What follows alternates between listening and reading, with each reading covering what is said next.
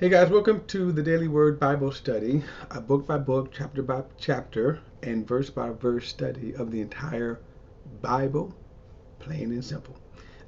We are starting a new book, Esther, and Esther is the last book in this section of the Bible. Let me just do a quick breakdown. The Bible could be broken down into several sections. From Genesis to Esther is the historical narrative. The next section, as it is arranged in our Bible, the book of poetry and wisdom. So the books of Job, Proverbs, Psalms, Ecclesiastics, okay, Song of Solomon. And then the writings of the prophets, both minor and major. We get to those later. Then you come to the New Testament. You have the writings of the Gospels, the four Gospels, and include the book of Acts.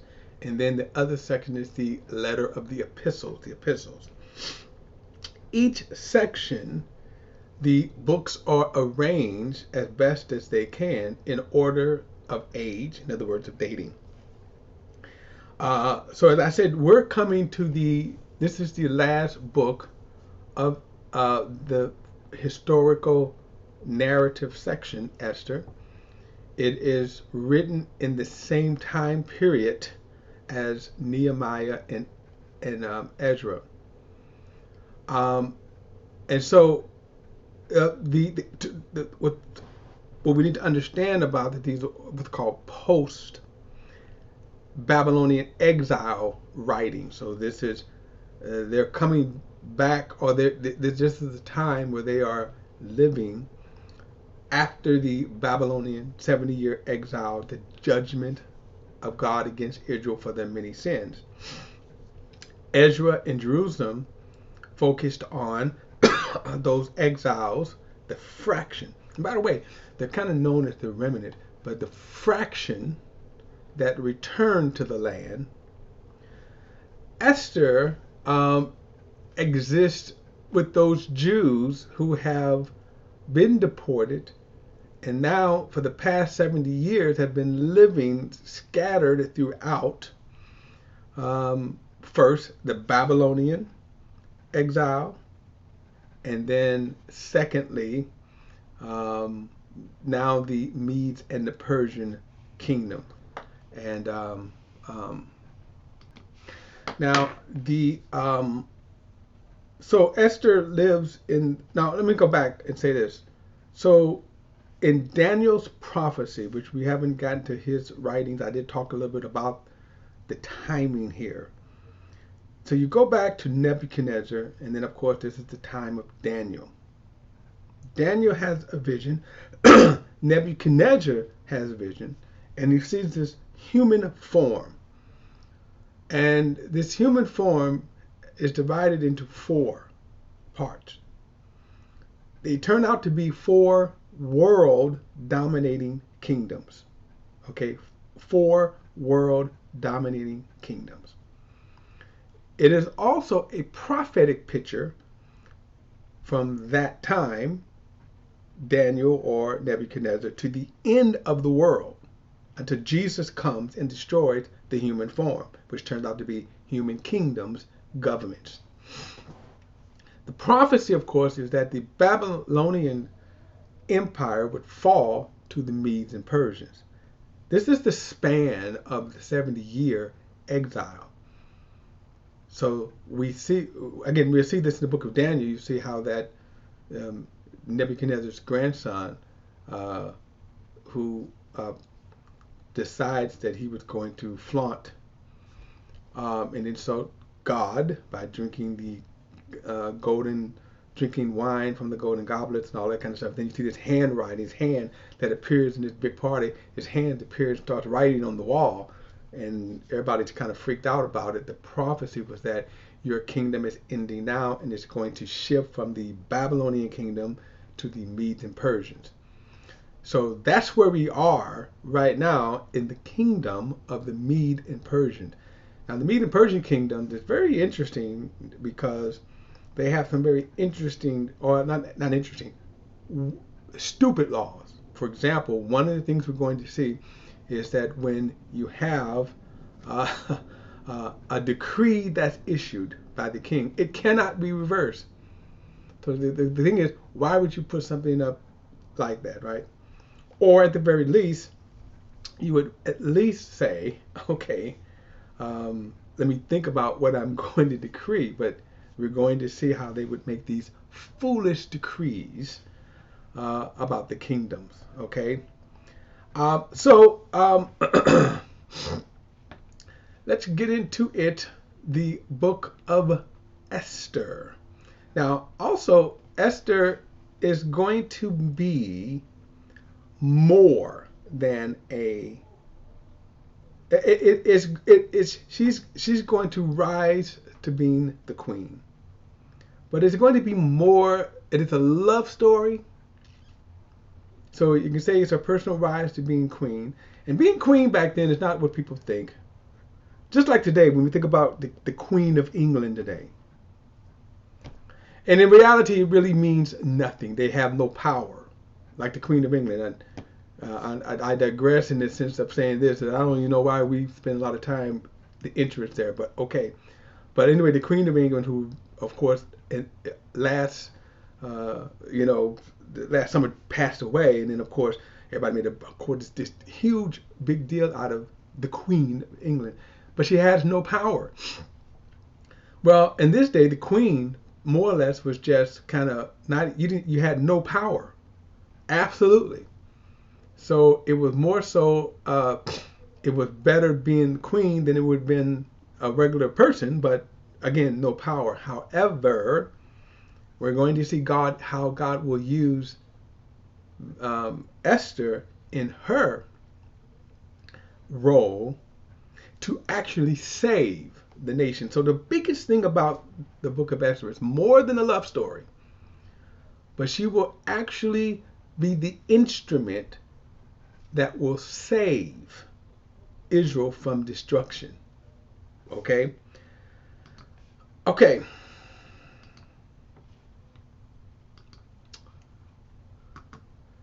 All right. Verse 1, chapter 1, verse 1 says, these events took place during the days of Ahasuerus, who ruled 127 provinces, from India to Cush. So that's kind of where his kind of kingdom is. Now, the Medes and the Persians ruled the known world, okay? In those days, King Ahasuerus reigned from his royal throne in the fortress of Susa. He held a feast in the 3rd year of his reign for all his officials and staff and armies of Persia and Medes, Persian and Media, the nobles and the officials from the province. He displayed the glorious wealth of his kingdom and the magnificent splendor of his greatness for a total of 180 days. In other words, they really threw this party to kind of boast in himself, right? Then it said, at the end of this time, the king held a week-long banquet in the garden courtyards of the royal palace for all the people, from the greatest to the least, who were present in the fortress of Susa. White and violet linens hangings were fastened with fine white and purple linen cords to silver rods and marble and columns. Gold and silver couches were arranged on Masonic pavements of red feldspar marble, a marble of mother of pearl, and precious stone. Now remember, he's doing all this to show, look at my greatness here. Beverages were served in an array of gold goblets, each with a different design. Royal wine flowed freely according to the king's bounty, and no restraint was placed on the drinking. The king had ordered every wine steward in his household to serve as much wine as each person wanted. Okay, so in other words, not you ever go to a banquet, right, and you always see these little skimpy right? These skimpy plates. Well, he said, no, no, no, let it flow. Verse 9. Queen Vashti also gave a feast for the women of the king Ahasuerus' palace. Palace. So now we kind of introduced to Queen Vashti, okay? And this is the setup as to how we get Esther. On the seventh day, while the king was feeling good from the wine, Ahasuerus commanded Mehuman, Biztha, Harbonah, Bigtha, Abida, Zetar, and Carcass, the 7 eunuchs who personally served him. Now, these guys, to me, did not have glorious life. A eunuch was a person that was castrated. In other words, his genitals were removed. One of the purposes was so that he won't mess around with the king's women. So in other words, their whole now devotion, they could devote themselves to just serving the king. Verse 11, verse 11, to bring Queen Vashti before him with her royal crown. He wanted to show off her beauty to the people and the officials because she was very beautiful. The Queen Vashti refused to come to the king's at the king's command that was delivered by the eunuchs. And the king became furious and his anger burned within him. Now, some things to understand about this. This is not, we cannot look at this in today's context. The king was sovereign. We will see later that you could not even approach the king unannounced. You had to be invited. If you dared to take a chance to go before the king and he did not accept you, you would be executed. The king's word was bond. It was authority. Secondly, times for women were different. So Vashti made a huge mistake. As you can see, she was extremely beautiful, and he wanted to show off. However, this was life back then. So she makes a huge mistake by refusing to come at the king's command. Verse 13, the king consulted the wise men who understood the times, for it was his normal procedure to confer with experts in law and justice. The most trusted ones were Karshini, Shethar, Admatha, Tarshish, Meres, Barsini, and Memucan.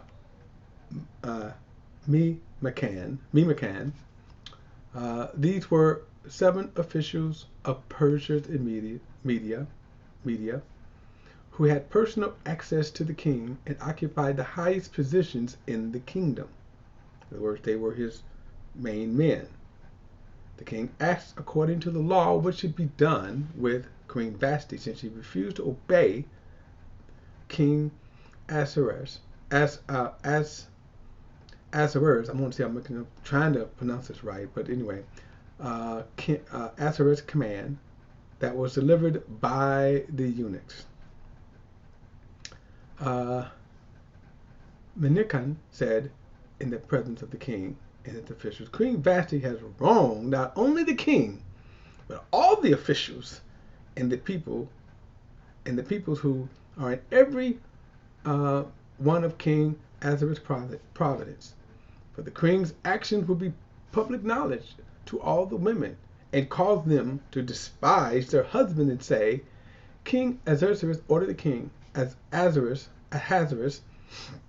ordered the queen Vashti brought before him, but she did not come.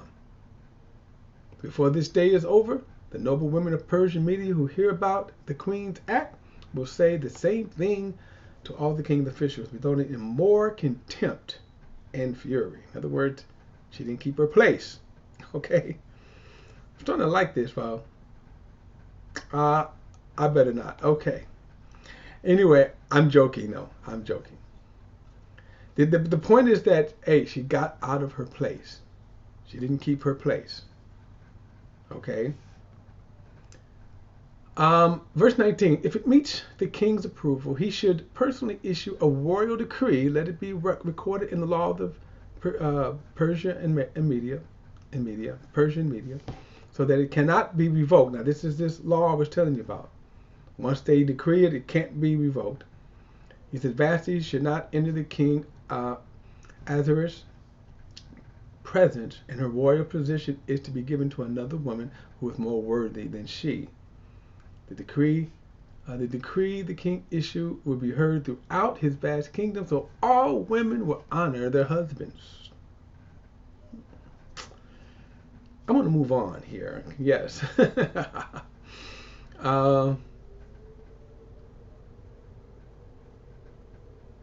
It says, the decree the king issued will be heard throughout his vast kingdom, so all the women will honor their husbands, from the least to the greatest.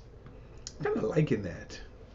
Okay, but I digress. So the king and his counselors approved the proposal and followed Memucan's advice.